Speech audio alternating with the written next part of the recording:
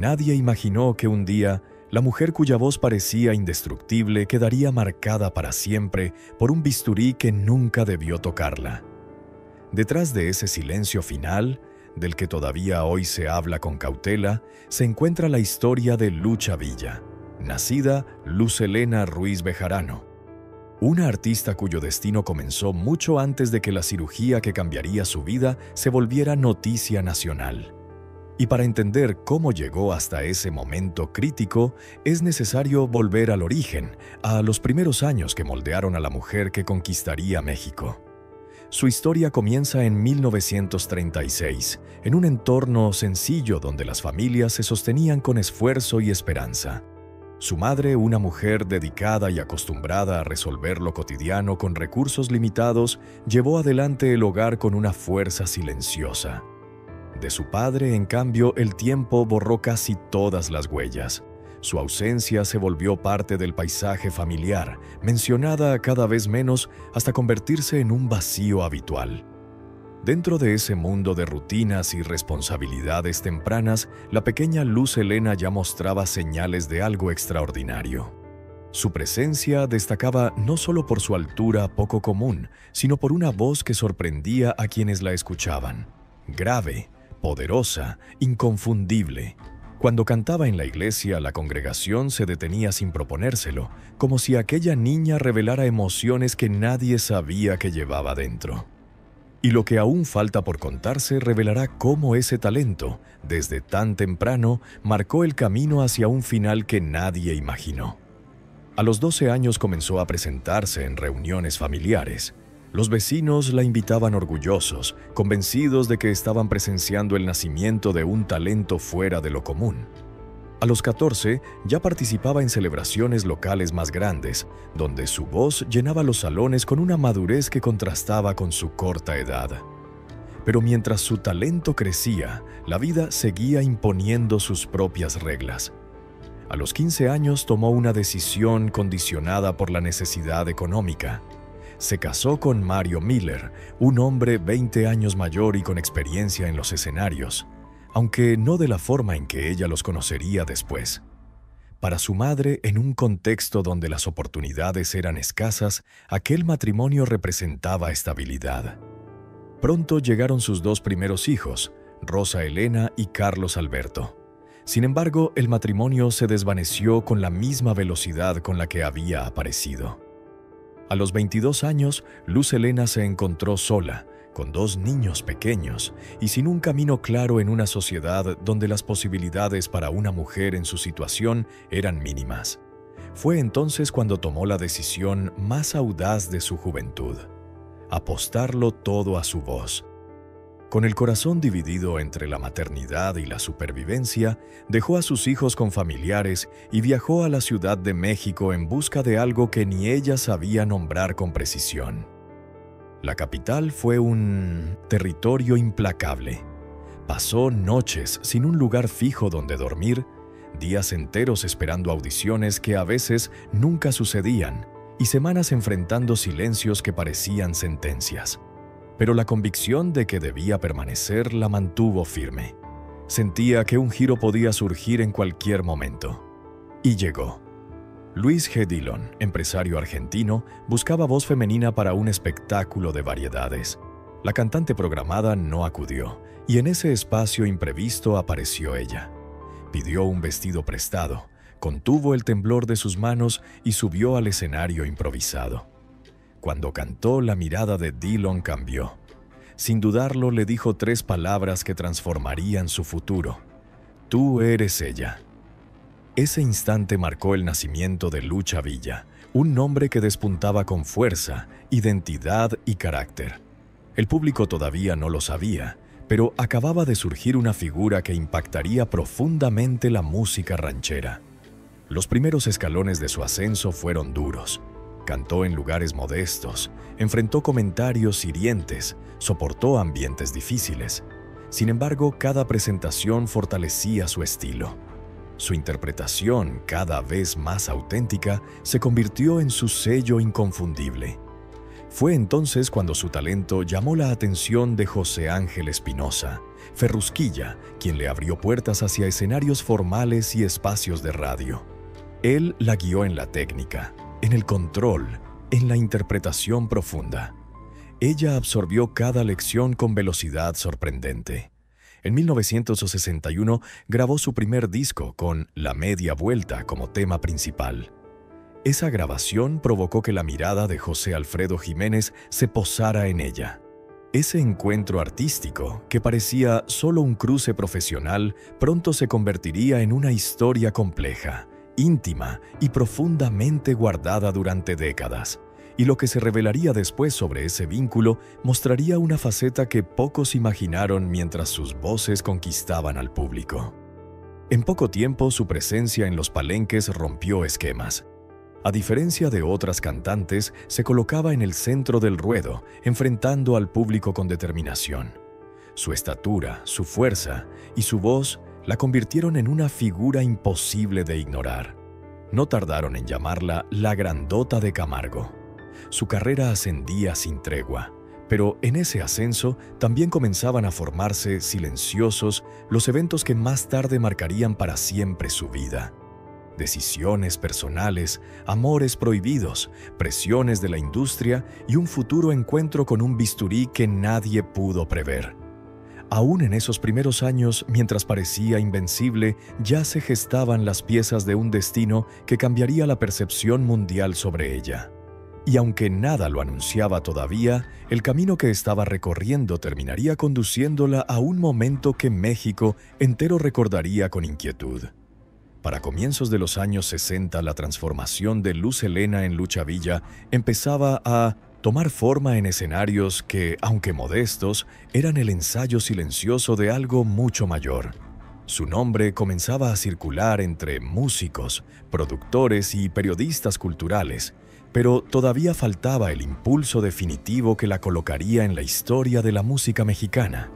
Ese impulso llegaría de la mano de un compositor cuyo legado estaba destinado a trascender generaciones. Cuando José Alfredo Jiménez escuchó su voz por primera vez, algo en su gesto cambió. Él, acostumbrado a reconocer talentos genuinos, percibió un tono distinto, una interpretación capaz de revelar emociones sin recurrir a excesos dramáticos. Su reacción no fue de sorpresa, sino de reconocimiento. Entendió que estaba frente a alguien que podía dar vida nueva a sus composiciones, y lo que más tarde saldría a la luz transformaría por completo la forma en que entendemos su relación. A partir de ese encuentro, la relación profesional entre ambos comenzó a crecer de manera natural. José Alfredo encontró en ella la intérprete perfecta para melodías que exigían alma, carácter y una sensibilidad que pocos podían manejar.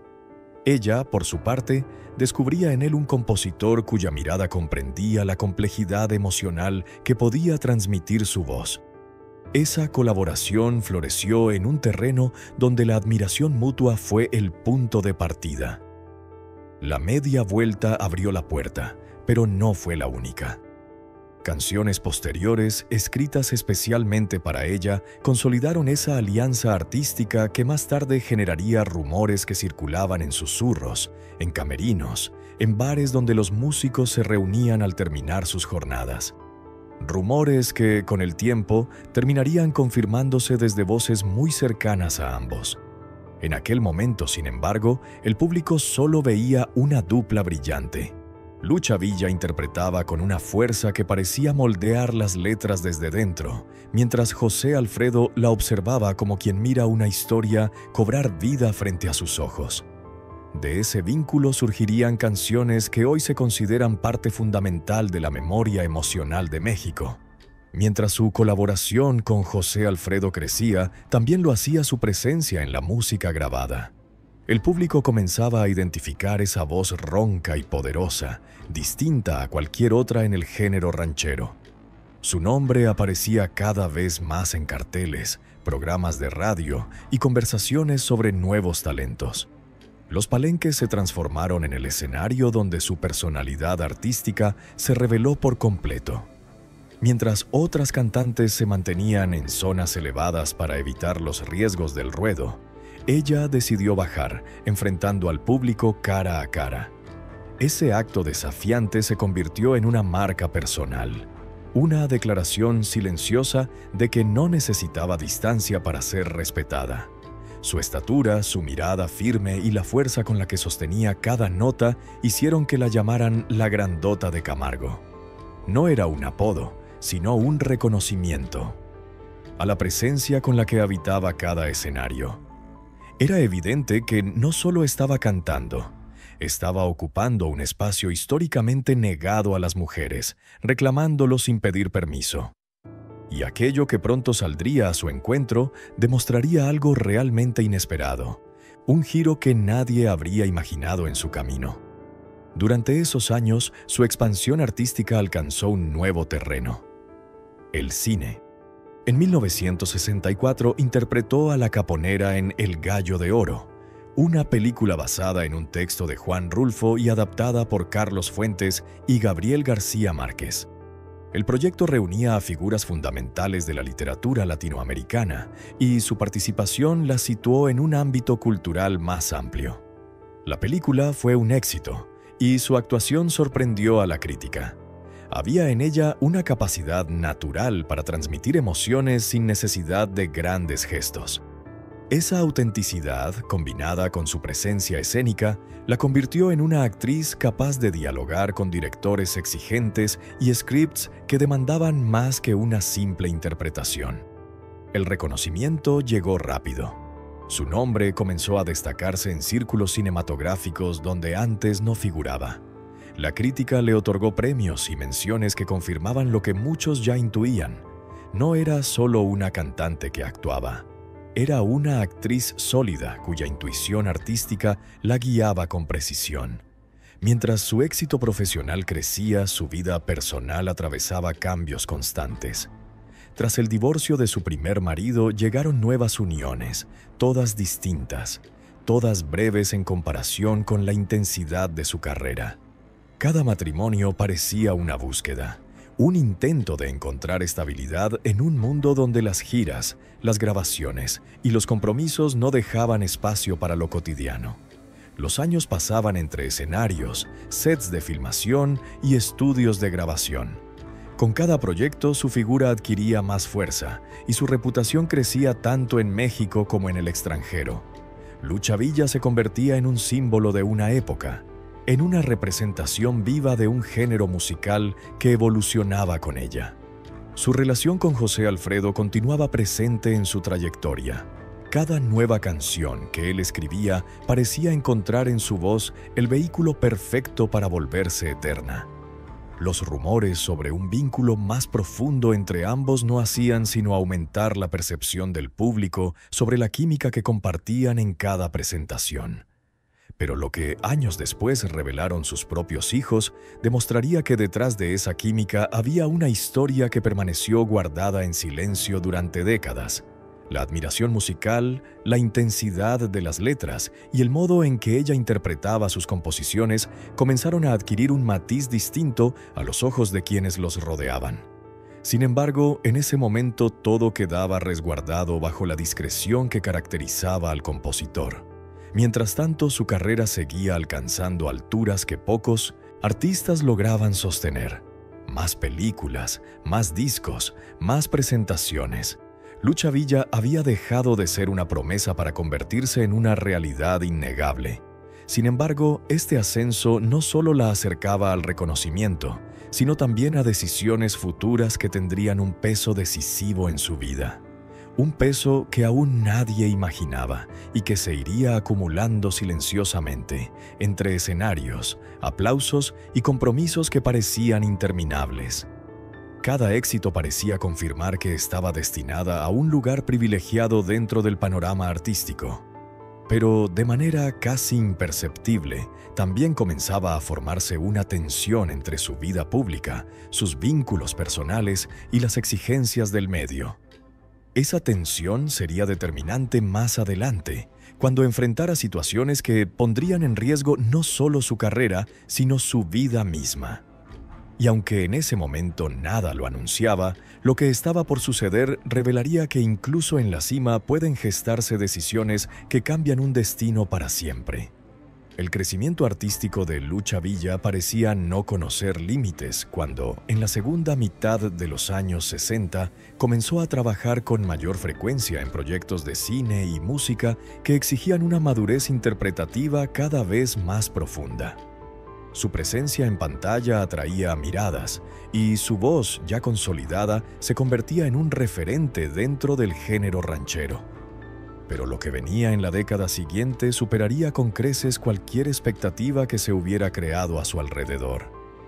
Mientras la industria cinematográfica mexicana pasaba por uno de sus periodos más vibrantes, Lucha Villa se integraba en producciones que exploraban distintos estilos, desde dramas rurales hasta comedias sociales. Sus interpretaciones eran recibidas con entusiasmo tanto por críticos como por espectadores, quienes cada vez más comenzaban a ver en ella una artista completa y no solo una cantante que incursionaba en el cine. En la intimidad, sin embargo, sus relaciones amorosas continuaban siendo un territorio inestable. Tras su matrimonio con Mario Miller, vinieron otros intentos por construir una vida en pareja, algunos breves y otros más duraderos, aunque ninguno logró ofrecerle la estabilidad emocional que buscaba. La presión constante de los escenarios, las giras y los compromisos complicaba cualquier posibilidad de equilibrio. Pero el periodo que redefiniría su carrera llegó cuando Juan Gabriel apareció en su vida artística. A mediados de los años 70, él ya era reconocido por su estilo único y por la capacidad de transformar emociones en canciones que parecían hechas para tocar fibras universales. Cuando ambos se encontraron en un estudio de grabación, la química profesional fue inmediata. Él veía en Lucha Villa no solo una intérprete admirable, sino la voz perfecta para dar vida a composiciones que pedían un registro fuerte, expresivo y lleno de matices. La colaboración entre ambos creció con una rapidez sorprendente. Juan Gabriel encontraba en ella un vehículo artístico poderoso, capaz de llevar sus letras a un nivel emocional que pocos intérpretes podían alcanzar. Ella, por su parte, sentía que su voz encontraba nuevos caminos gracias a las melodías que él creaba con una sensibilidad casi inagotable. Juntos construyeron un repertorio que trascendió generaciones, y lo que vendría después demostraría algo que ni el público alcanzó a percibir, una verdad que permaneció oculta a simple vista. En 1985, ese vínculo profesional alcanzó su punto más alto cuando Juan Gabriel decidió producir un álbum completo para ella, supervisando cada detalle musical con una dedicación cercana a la obsesión creativa. El resultado fue un disco que no solo marcó un hito en la música ranchera, sino que consolidó la figura de Lucha Villa como una de las voces femeninas más importantes del país. Aquella producción se convirtió en referencia obligada para quienes buscaban entender el corazón del género. Durante las sesiones de grabación, Lucha Villa demostraba una disciplina férrea. Aceptaba repeticiones, ajustes, instrucciones y cambios sin perder la concentración. Sabía que estaba participando en un proyecto histórico, uno que sería recordado como un acto de excelencia musical. La forma en que su voz se ensamblaba con los arreglos definidos por Juan Gabriel hacía evidente la fuerza artística de ambos. Las giras que acompañaron ese lanzamiento confirmaron el impacto del álbum. Los públicos en ciudades grandes y pequeñas respondían con fervor a cada interpretación. Era evidente que Lucha Villa estaba viviendo uno de sus momentos más triunfales. Sin embargo, nada de eso anticipaba que un episodio aparentemente cotidiano, ocurrido poco después, abriría la puerta a una de las revelaciones más delicadas de su vida. Fue una noche, durante una reunión donde convivían artistas y compositores, cuando Lucha Villa dejó escapar una frase que, años después, cobraría un significado inquietante. Su comentario sobre una cirugía estética próxima parecía dicho con humor, como si se tratara de algo menor, parte de los ajustes normales que muchas figuras del espectáculo consideraban en esa época. Pero nadie en ese momento podía imaginar que esas palabras serían recordadas como un presagio de un cambio irreversible. y lo que más tarde se descubriría sobre esa decisión demostraría que incluso los actos que parecen rutinarios pueden desencadenar consecuencias que la historia nunca olvida. Aun cuando su carrera seguía consolidándose, Lucha Villa atravesaba un momento personal complejo. El último de sus matrimonios había terminado, y el desgaste emocional se reflejaba en pequeños gestos que solo quienes la conocían bien podían percibir. A pesar de ello, seguía entregándose por completo al escenario, pues allí encontraba un refugio frente al torbellino de su vida privada. En esa etapa, su imagen pública seguía siendo poderosa. La estatura imponente, la expresión segura y la voz profunda inspiraban admiración, pero internamente comenzaba a sentir un peso que no solía mostrar. Una mezcla de cansancio, presión estética y la necesidad de mantenerse vigente en una industria que pocas veces ofrecía espacios de descanso. Ese contraste entre el brillo exterior y las tensiones internas se volvió más marcado conforme se acercaba el momento de la cirugía. Ella intentaba tomárselo con humor, como había hecho en aquella reunión con sus colegas, pero la realidad era que enfrentaba dudas y miedos que no compartía abiertamente. Sin embargo, ese no sería el único secreto que la rodeaba. La historia que mantenía con José Alfredo Jiménez, guardada durante décadas bajo un velo de discreción, aún tenía capítulos pendientes. Sus hijos, años después, confirmarían detalles que se habían mantenido ocultos, revelando un vínculo emocional que había marcado a ambos profundamente. Esa relación, vivida entre escenarios, hoteles y estudios, explicaba muchas de las miradas y silencios que tantos habían observado sin comprender del todo. Para entonces, Lucha Villa ya cargaba con una trayectoria de éxitos en la música, el cine y la televisión. Su voz, tan característica, seguía siendo símbolo de fuerza y vulnerabilidad, pero junto con esa grandeza comenzaban a acumularse momentos que exigían decisiones difíciles, decisiones que poco a poco la acercaban a un destino complejo. Su imagen seguía siendo la de una mujer sólida, firme, capaz de sostener escenarios repletos. Pero en los espacios privados, ese equilibrio comenzaba a tambalearse. Había pasado por matrimonios que la habían dejado con aprendizajes y heridas, por amistades intensas que marcaban etapas y por relaciones artísticas que le exigían entrega total. Era una vida plena de logros, pero también de presiones constantes. Y así, entre aplausos, viajes y compromisos, llegó el momento en que la cirugía se convirtió en parte de su agenda.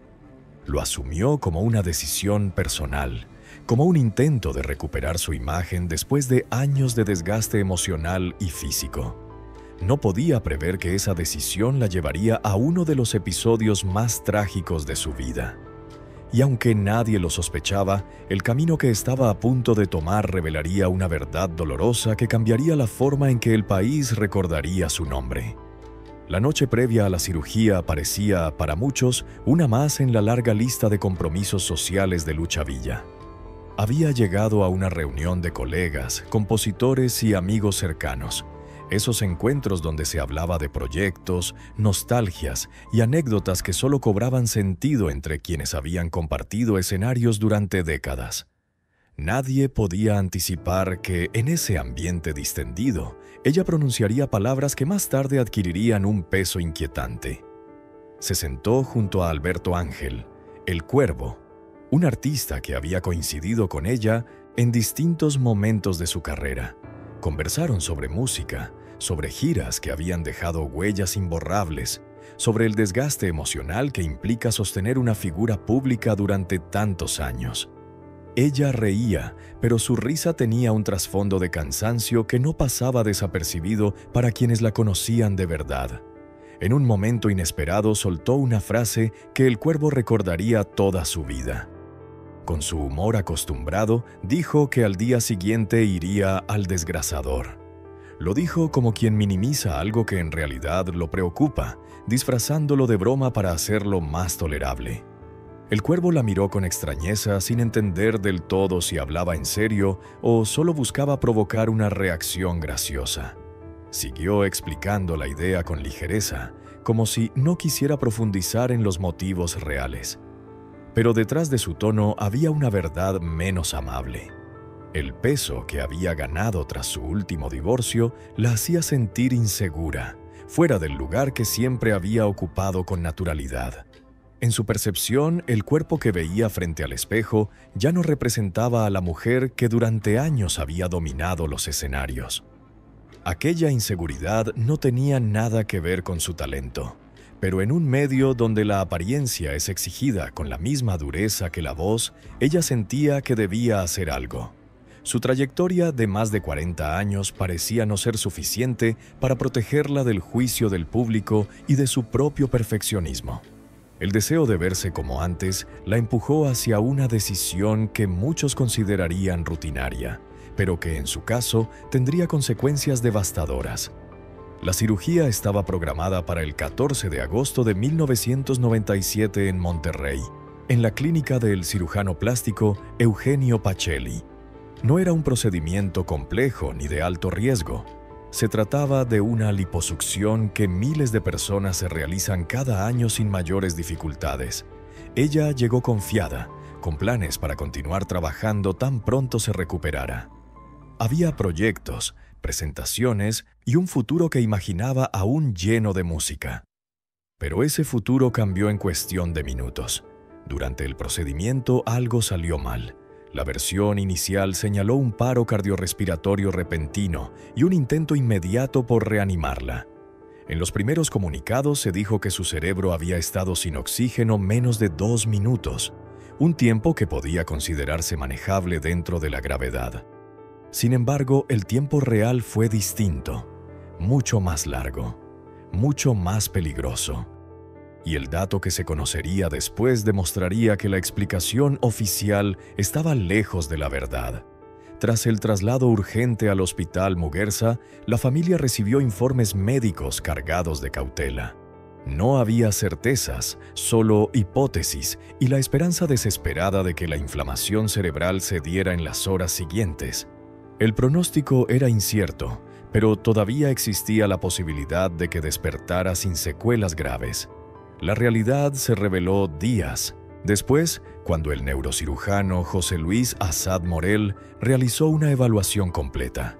Al revisar estudios, imágenes y reportes clínicos, comprendió que las lesiones no eran superficiales. Habían afectado zonas vitales del cerebro: el córtex, el tálamo, el tallo cerebral, estructuras esenciales para el movimiento, el habla, la memoria y la conciencia. La familia recibió la noticia con incredulidad. No podían comprender cómo un procedimiento tan simple había terminado con un daño tan extenso. Fue entonces cuando el neurocirujano expuso el verdadero origen del problema. Para que ese nivel de lesión existiera, el cerebro debía haber pasado más de 5 minutos sin recibir suficiente oxígeno. No 2, más de 5. Ese documento médico ocultado inicialmente revelaba que la versión dada por el cirujano plástico nunca coincidió con lo que realmente ocurrió en el quirófano. Lo que se había descrito como un incidente controlado era, en realidad, un episodio prolongado que dejó consecuencias irreversibles. Y lo que ese informe insinuaba, sin decirlo directamente, habría una pregunta incómoda que hasta hoy sigue sin respuesta pública.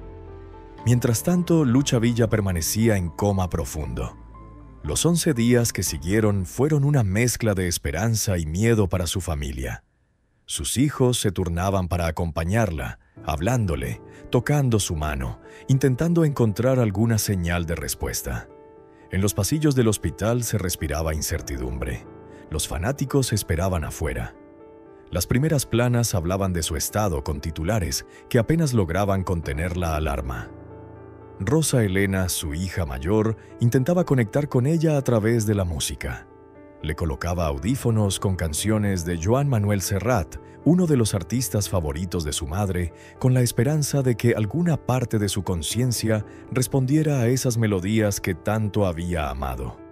Cada día repetía el mismo ritual, buscando un parpadeo, un movimiento, cualquier cosa que le confirmara que aún quedaba algo de ella en ese cuerpo inmóvil.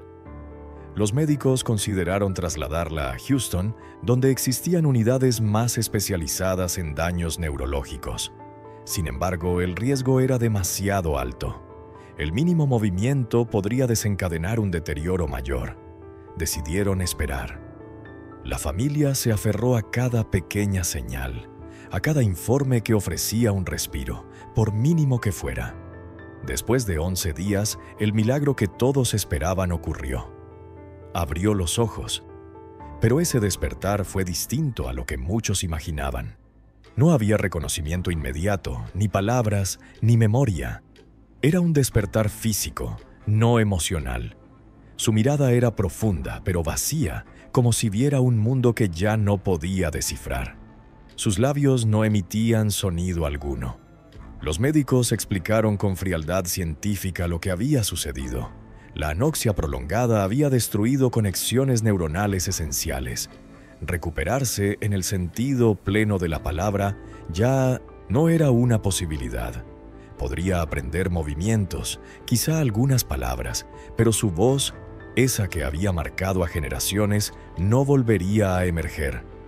La noticia cayó como un peso insoportable sobre su familia y sobre el país entero. Aquella voz que había llenado palenques durante décadas había quedado atrapada en un silencio definitivo. La mujer imponente que dominaba escenarios ahora necesitaba ayuda para caminar, para comer, para existir. En los meses siguientes la llevaron a Cuba, al Centro Internacional de Restauración Neurológica, donde especialistas trabajaron con ella intensamente. Hubo avances pequeños, celebrados con emoción y dolor a la vez. Aprendió a decir algunas palabras, a leer de manera básica, a sostener con dificultad movimientos sencillos. Pero la voz que había definido su identidad nunca regresó. Su familia asumió el cuidado absoluto. Redefinieron sus vidas alrededor de ella, atendiendo cada necesidad, acompañando cada intento de recuperación. Lo hacían con amor, pero también con la conciencia de que la mujer que conocieron ya no estaba del todo presente. A partir de ese momento, la historia de Lucha Villa se dividió en dos: la de la artista que se convirtió en leyenda y la de la mujer que quedó atrapada en un silencio que jamás hubiera imaginado. Y lo que surgiría después, a partir de testimonios, recuerdos y secretos guardados durante décadas, revelaría aspectos de su vida que cambiarían para siempre la manera en que el público entendía su historia. Con el paso de los años, la historia de Lucha Villa se fue construyendo no solo en los escenarios, sino también en los espacios más íntimos donde la verdad se guardaba con cautela. Había vivencias que nunca fueron pronunciadas públicamente y que solo emergieron cuando el tiempo, la distancia y el silencio permitieron que sus hijos y personas cercanas comenzaran a hablar. Entre esas confesiones tardías se encuentra una de las revelaciones más significativas de su vida: la relación oculta con José Alfredo Jiménez. Durante décadas se habló de la química artística entre ambos, de las miradas compartidas en el escenario y de la intensidad con la que ella interpretaba sus canciones. Pero siempre se atribuyó esa conexión a una admiración profesional. En realidad, detrás de esa aparente cercanía musical se escondía un vínculo mucho más profundo, uno que exigía discreción en un tiempo donde los escándalos podían destruir carreras completas. La hija de Lucha Villa, Rosa Elena, confirmaría años después lo que muchos habían sospechado en silencio. Contó que José Alfredo había escrito canciones especialmente para su madre, no como composiciones generales, sino como declaraciones personales disfrazadas en forma de versos. Y entre todas esas canciones había una cuya historia quedó envuelta en un misterio emocional. Amanecí en tus brazos. El hijo del propio José Alfredo reveló que esa canción tenía un destinatario cuya identidad su padre evitó mencionar durante años. Cuando finalmente confesó que la había escrito para una muchacha que se casó con un músico muy querido, la coincidencia temporal apuntaba directamente a Lucha Villa. Su matrimonio fugaz con Arturo Durazo, guitarrista de Los Saxón, había ocurrido precisamente en la etapa donde su relación con José Alfredo era más intensa. Esa unión breve, que duró apenas 3 meses, adquirió entonces un nuevo significado. No era solo una historia de amor que no prosperó. Parecía ser el intento de escapar de un sentimiento que no podía desarrollarse abiertamente. José Alfredo estaba casado, tenía hijos y vivía en un México donde el juicio social era implacable. Lo que sentían debía permanecer en la sombra. Para quienes conocieron de cerca a ambos, la tensión emocional entre ellos era evidente. Cada presentación conjunta parecía contener mensajes encubiertos. Cada canción, un diálogo secreto que el público escuchaba sin comprender del todo. Ese romance, guardado con extremo cuidado, marcó profundamente la vida de ambos artistas. Y es que existían detalles que solo con los años saldrían a la luz. Llamadas nocturnas, encuentros breves, miradas que decían lo que la época no les permitía pronunciar. Era un vínculo intenso pero imposible, sostenido en espacios donde la música servía de refugio para lo que no podía declararse. Lo que este capítulo íntimo dejó sin resolver se convertiría más tarde en un eco que acompañaría a Lucha Villa en lo más alto de su carrera, dando sentido a momentos que antes parecían desconectados. Pero lo que aún permanecía oculto en esa historia guardaba un matiz que nadie habría sido capaz de imaginar. Una pieza silenciosa que, al revelarse, cambiaría por completo la interpretación de su pasado. Pero ese no fue el único secreto que se mantuvo oculto. A mitad de los años 80, Lucha Villa vivió un episodio que solo décadas después sería documentado con precisión. Ocurrió durante una reunión privada con Ernesto Fonseca Carrillo, conocido como Don Neto, uno de los líderes del entonces poderoso Cártel de Guadalajara. Su nombre estaba asociado al poder, la influencia y la red de contactos que dominaban rutas, territorios y silencios en gran parte del país. Según los testimonios recogidos mucho después, Lucha Villa acudió a una mansión donde la seguridad era estricta y el ambiente estaba marcado por un lujo que contrastaba con las viviendas tradicionales del norte. Nadie sabe con exactitud qué se dijo en aquella habitación ni qué tono tuvo la conversación. Pero lo que quedó registrado es la imagen con la que salió horas después. Los escoltas que custodiaban la propiedad declararon que la vieron bajar las escaleras con una expresión serena y unas joyas que no llevaba al entrar. Esmeraldas grandes, llamativas, acompañadas de anillos y brazaletes del mismo tono verde intenso. No explicaron más. No podían. Solo relataron lo que observaron sin interpretar lo que había ocurrido entre esas paredes. Para algunos, aquel gesto simbolizaba la fascinación que existía entre ciertos líderes del narcotráfico por la presencia de figuras públicas. Para otros, se trataba simplemente de un intercambio de cortesías que ella aceptó sin medir las implicaciones. Nunca se sabrá con certeza. Lo único verificable son las declaraciones que, muchos años después, confirmaron el encuentro. Ese episodio, aunque breve, quedó registrado como uno de los momentos más ambiguos de su vida. No representó un vínculo permanente ni alteró su trayectoria artística, pero dejó una imagen poderosa que sigue generando preguntas. Era la muestra de que, incluso en la cúspide de una carrera, los caminos que se cruzan pueden ser inesperados, complejos y difíciles de descifrar. Y lo que ese encuentro insinuaba, sin necesidad de explicarlo directamente, añadía un matiz nuevo a su historia, uno que no puede entenderse sin considerar el contexto social y político de la época. Mientras esos secretos permanecían ocultos bajo capas de silencio, Lucha Villa continuaba trabajando incansablemente. Su vida profesional seguía marcando hitos, aun cuando su vida privada era cada vez más complicada.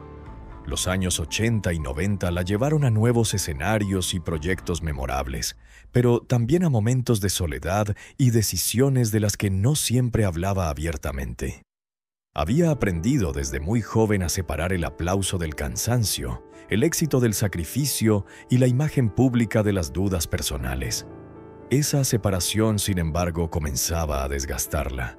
Los matrimonios fallidos, las presiones estéticas, la carga de ser un ícono en un país que exige perfección a sus figuras femeninas. Todo ese peso se acumulaba sin que ella pudiera detenerlo. Aún así, seguía en pie, seguía cantando, seguía interpretando, porque para ella, como dijo más de una vez, el show debía continuar. Era una frase heredada, casi un mantra, que había guiado cada etapa de su vida y que ahora, sin que nadie lo sospechara, se convertiría en una ironía dolorosa cuando la cirugía de 1997 cambió todo para siempre. El público desconocía estas sombras. Para muchos, Lucha Villa era una artista invencible, inquebrantable, una mujer capaz de dominar un palenque con la misma elegancia con la que actuaba frente a una cámara. Pero detrás de esa fuerza había una historia compleja, hecha de decisiones difíciles, amores imposibles y encuentros que dejaron preguntas sin respuesta. Y aunque el silencio que llegó después de la cirugía cubrió muchas de estas verdades, el paso del tiempo permitió que surgieran, poco a poco, desde voces que la amaron, la acompañaron y la observaron desde muy cerca. Lo que aún queda por contar, el cierre de su vida pública, su retiro obligado y su existencia actual, terminará revelando un retrato más profundo que el que cualquier escenario pudo mostrar. Los últimos años de actividad pública de Lucha Villa fueron una mezcla de reconocimientos, proyectos ambiciosos y un cansancio que comenzaba a convertirse en parte inevitable de su rutina.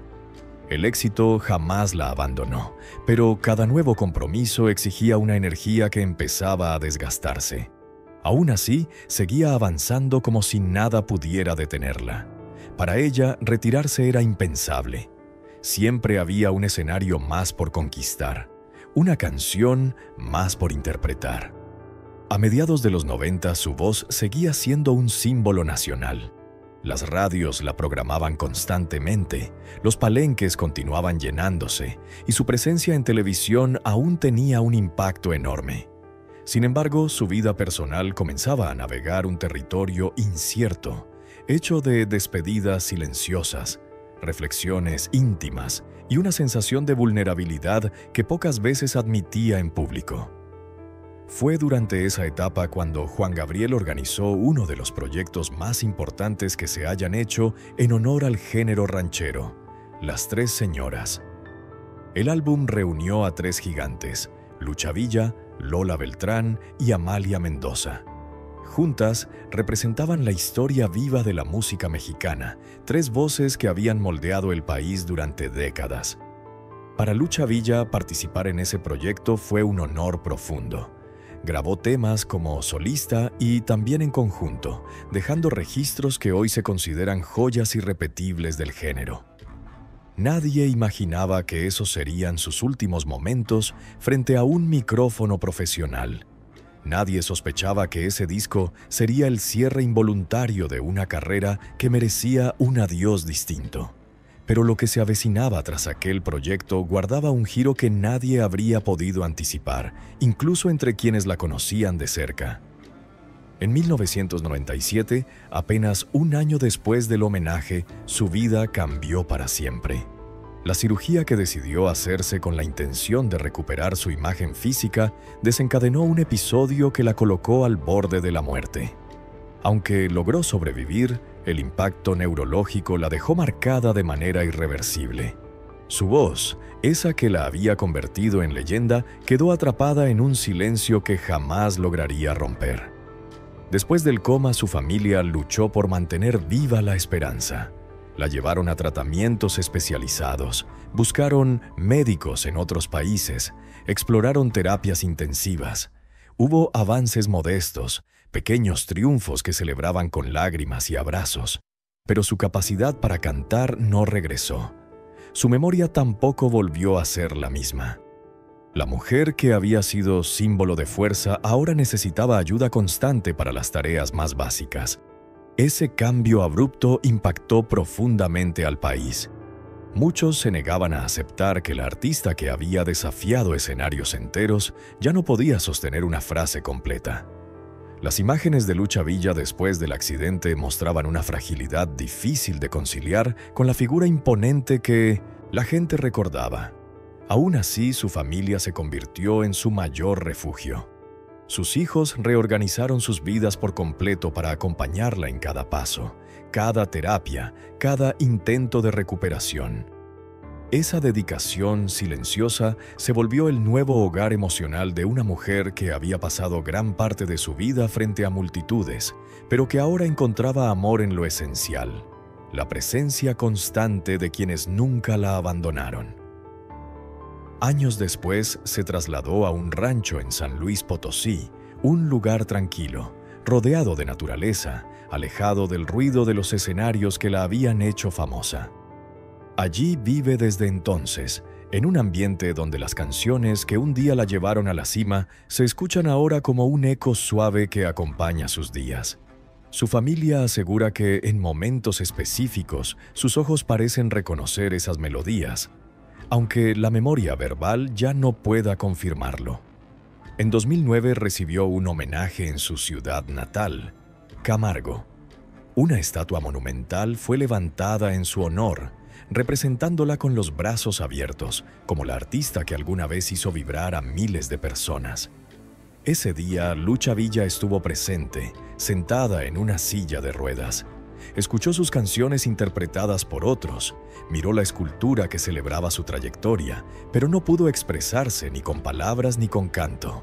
Fue un instante de emoción profunda, un recordatorio de todo lo que había dado y de todo lo que la vida le había arrebatado.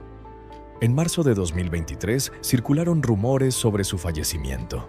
Las redes sociales se llenaron de mensajes de despedida y tristeza, pero su hija María José salió a desmentirlo de inmediato.